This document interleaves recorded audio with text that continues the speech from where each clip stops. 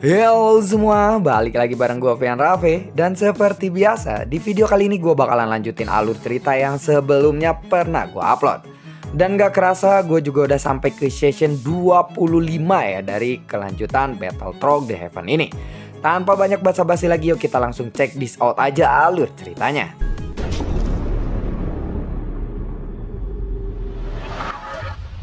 Di episode sebelumnya, Xiaoyan yang sedang berhadapan dengan sosok bocah kecil yang mungkin adalah pemimpin dari Kaisar Jiwa dan juga klan Jimmy. Saat ini Xiaoyan tidak ragu-ragu untuk menyerangnya. Dia bahkan mengeluarkan teknik 7 langkah dewa dan sudah mencapai langkah keempat. Bayangan raksasa kaki yang mengembun di udara kemudian meraung ke arah bocah itu. Dia tidak pernah menyangka bahwa Xiaoyan akan menyerangnya secara langsung dan habis-habisan seperti ini. Puluhan juta jiwa mengembun di atas kepala bocah itu dan lalu menahan teknik milik Xiaoyan ini.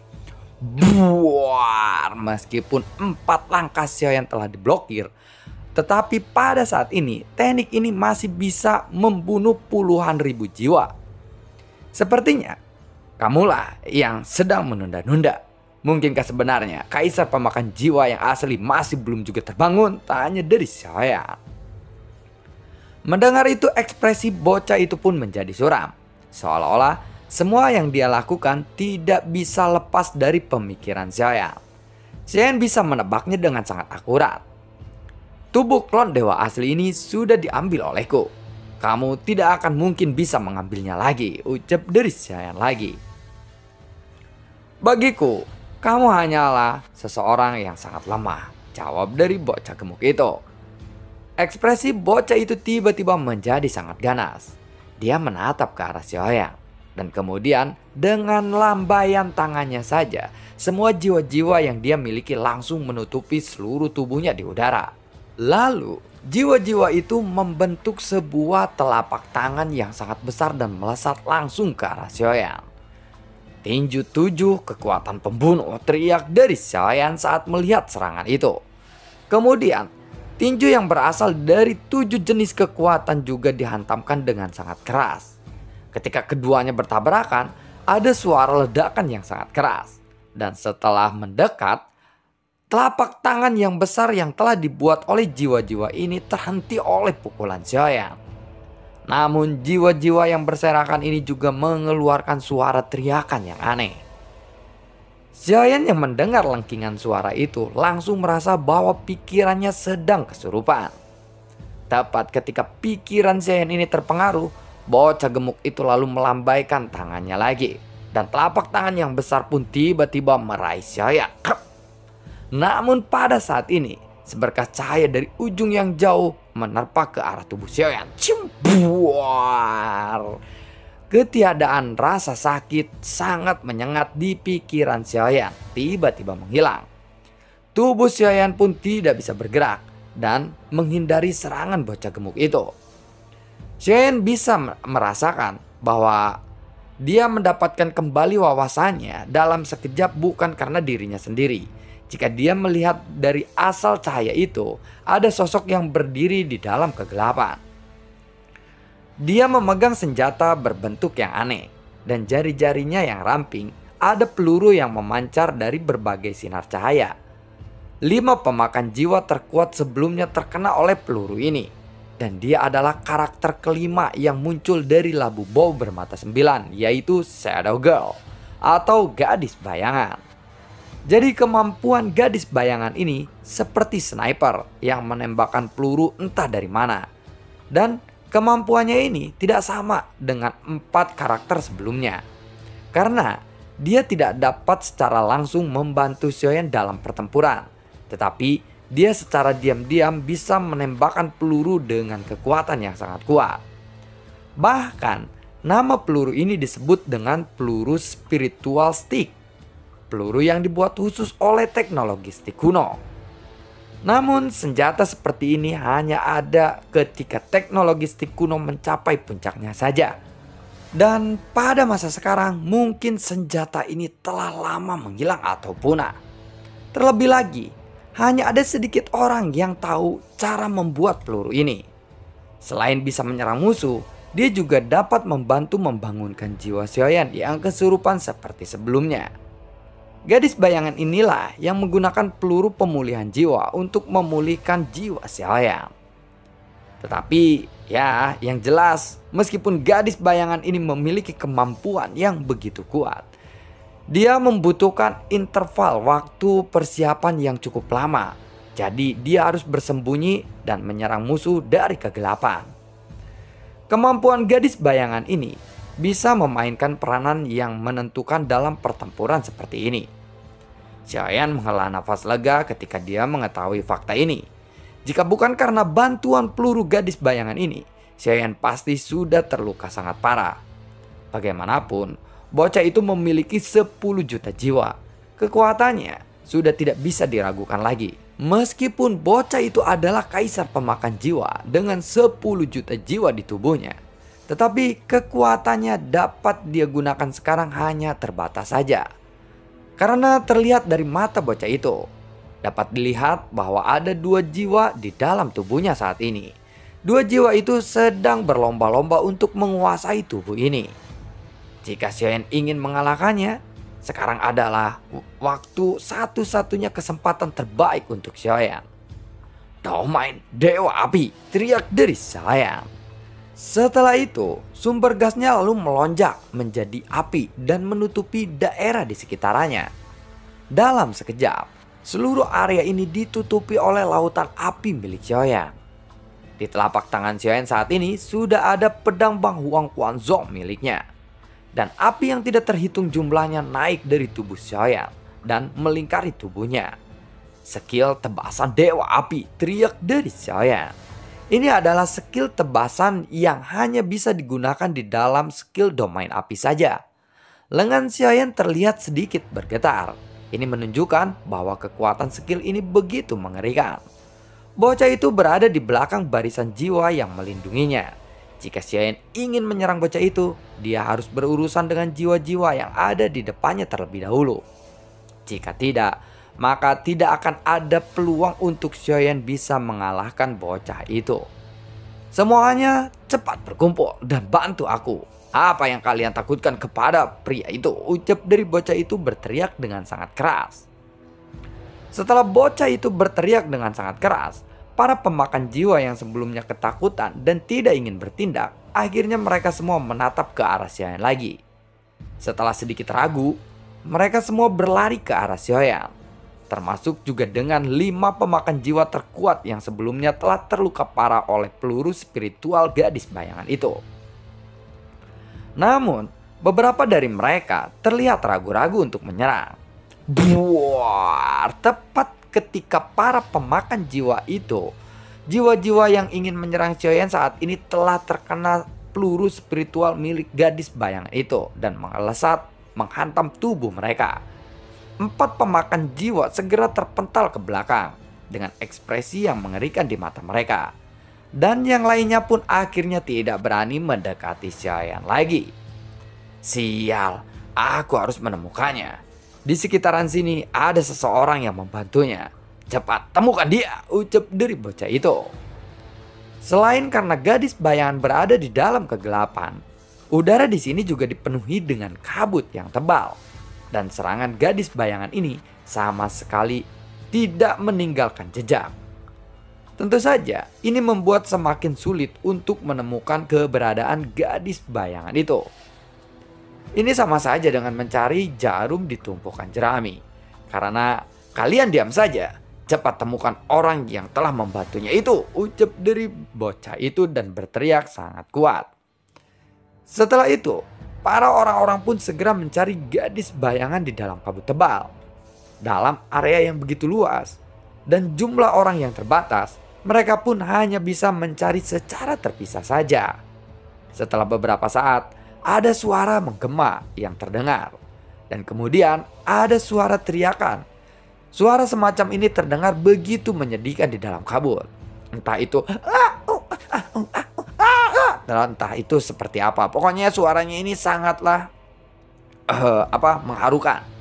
Dalam beberapa tahun terakhir, para pemakan jiwa ini memiliki kendali yang mutlak di area jurung kutub maut ini. Dan semua makhluk yang ada di sini akan menjadi mangsa mereka. Mereka tidak pernah berpikir bahwa di suatu hari nanti mereka akan menjadi mangsa dari orang lain. Ya mungkin saat inilah masanya. Mereka tidak menemukan apapun di sana. Yang ada hanya suara teriakan-teriakan saja. Cep, cep, cep. Seperti itulah. Mungkin teriakannya susah banget untuk digambarkan ya. Mereka setelah diserang dan dibunuh oleh peluru-peluru dari gadis bayangan. Karena mereka berinisiatif untuk berpisah. Serangan ini begitu mengerikan dan membunuh satu demi satu para pemakan jiwa. Mendengar jeritan-jeritan suara itu, para pemakan jiwa yang lainnya pun lebih ketakutan lagi. Bahkan ketika beberapa pemakan jiwa melewati gadis bayangan itu sekalipun, mereka tidak bisa menemukan keberadaannya. Karena kamuflase dari si gadis bayangan ini begitu sempurna. Bahkan dengan kekuatan jiwa saja, mereka tidak akan bisa merasakan keberadaan gadis bayangan itu, apalagi dengan mata telanjang. Oleh karena itu, memang lebih sulit untuk menemukan gadis bayangan dengan kekuatan para pemakan jiwa ini. Dadeduk, buar. Gadis bayangan itu telah membantu Xiaoyan dengan perlindungan yang cukup luar biasa sekarang. Pada saat ini, Xiaoyan hanya perlu fokus untuk melawan bocah gemuk itu saja. Pada saat berikutnya, bocah itu membentuk sebuah bayangan raksasa dan bayangan itu tiba-tiba menarik napas dalam-dalam. Kemudian, udara yang berisi energi jiwa pun dihembuskan, seolah-olah dia ingin meniup lautan api buatan dari Xiaoyan ini. Jika itu adalah api biasa, tentu saja api ini pasti akan terhempas. Namun, lautan api Xiaoyan ini bukanlah api biasa. Karena itu adalah lautan api dari jalinan 3 heart flame yang menyatu. Hembusan angin ini hanya membuat lautan api Xiaoyan semakin berkobar. Buar, Xiaoyan pun melesat menebaskan pedangnya ke arah bayangan raksasa itu. Api yang sangat kuat. Mungkinkah ini adalah heart flame? Ucap dari bocah itu. 12 luka menembus di bayangan raksasa ini, tetapi dia masih belum runtuh. Xiaoyan pun kembali menebaskan pedangnya. Namun tebasan ketiga ini adalah inti dari skill bertarungnya. Tebasan ini bukan hanya yang paling kuat, tetapi seluruh lautan api ini bahkan akan meledak bersama tebasan ketiga ini. Kamu pasti akan kalah, ucap dari Xiaoyan. Tebasan ketiga ini berayun tanpa ragu-ragu. Buar, seluruh lautan api pun meledak dalam sekejap. Dan kekuatan penghancur ini menyapu di sekitarannya dalam sekejap. Tubuh bayangan raksasa itu pun bergetar hebat. Dan kemudian dihancurkan oleh telapak tangan ledakan dari lautan api milik Xiaoyan. Jiwa-jiwa yang tidak terhitung jumlahnya benar-benar bertebaran di bawah lautan api yang mengamuk. Di dalam lautan api ini, Xiaoyan langsung melesat bergegas ke arah bocah itu. Dia mengangkat pedangnya dan menebaskan lagi ke arah bocah itu. Kali ini, Xiaoyan tidak menggunakan Yaobing. Karena Yaobing mungkin tidak akan memiliki efek yang kuat kepada orang ini. Cara terbaik dalam bertarung dengannya adalah menekan dengan kekuatan yang sangat absolut. Bocah itu lalu menatap ke arah Xiaoyan yang sedang melesat ke arahnya. Meskipun Xiaoyan menghancurkan bayangan-bayangannya, itu tidak menyebabkan kerusakan berarti kepada dirinya. Menanggapi serangan Xiaoyan ini, bocah itu melambaikan tangannya dan sebuah cahaya hitam pun melesat ke arah Xiaoyan. Hush, buar.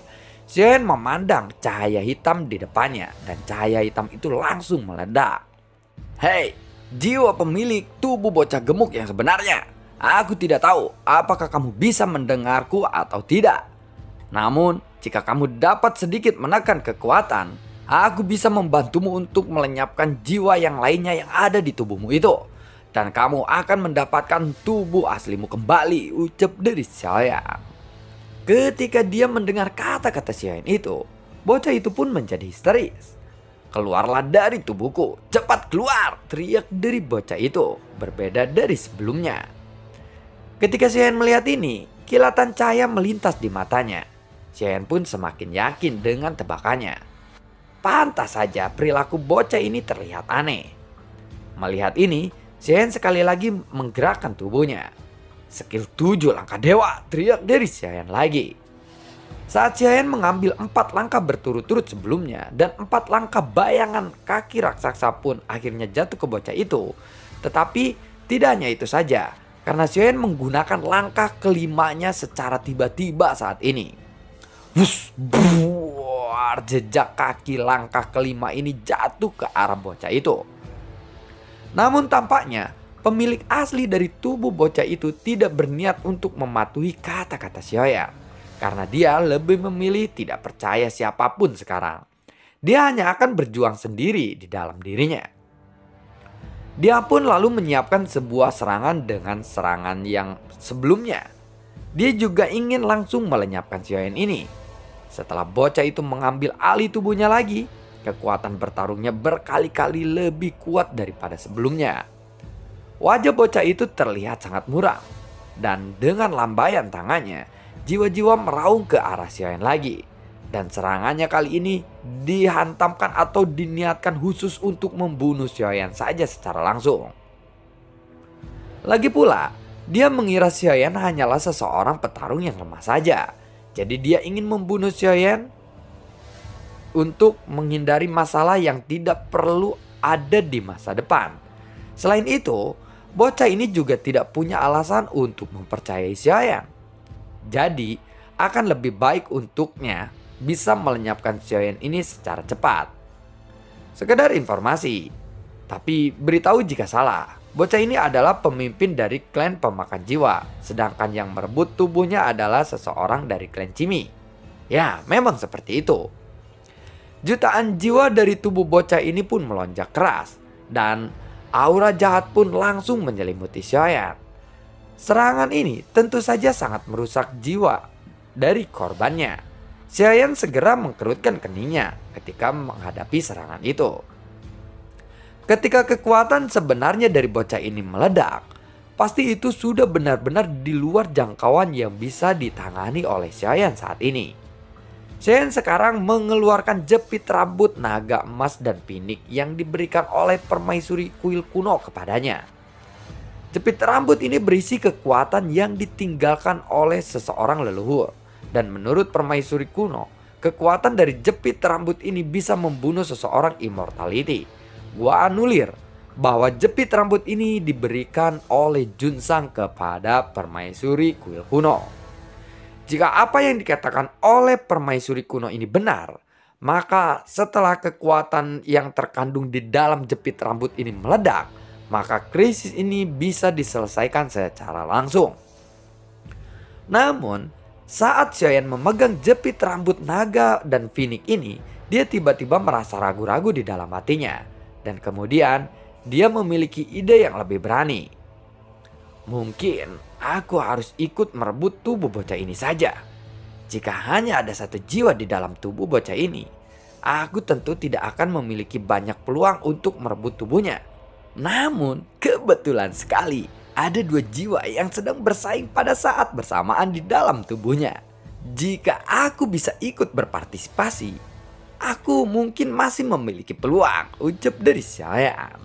Xiaoyan awalnya ingin menggunakan labu bau bermata 9 dan meminta orang yang lebih hebat untuk membantunya menciptakan kesempatan seperti ini. Tetapi gadis bayangan ini telah mengambil inisiatif sendiri untuk tiba-tiba muncul tanpa perintah Xiaoyan sebelumnya. Selain itu, dia telah bersembunyi di dalam kegelapan dan Xiaoyan masih tidak tahu apa kemampuannya. Jadi Xiaoyan tidak tahu apakah gadis bayangan ini bisa menahan bocah itu untuk sementara waktu atau tidak. Senior gadis bayangan, bisakah kamu membantuku untuk menahannya sebentar saja? Tanya dari Xiaoyan dengan menggunakan kekuatan jiwa untuk mengirim suara ini. Karena Xiaoyan sendiri tidak bisa merasakan keberadaan gadis bayangan itu. Tiba-tiba ada jawaban dari gadis bayangan itu. Aku bisa menahannya selama 5 menit saja, ucap dari gadis bayangan itu. Sebuah suara dari gadis bayangan itu memasuki telinga Xiaoyan. Dan ini tentu saja sedikit mengejutkan Xiaoyan. Pada saat ini juga bocah gemuk itu telah mengendalikan jutaan jiwa yang menyerang ke arah Xiaoyan. Tetapi pada saat ini tatapan mata bocah ini menunjukkan ekspresi perjuangan seperti sedang saling berebut tubuhnya. Jiwa-jiwa yang ingin menyerang itu pun tiba-tiba berhenti lagi karena tubuhnya ini terlihat sangat kacau.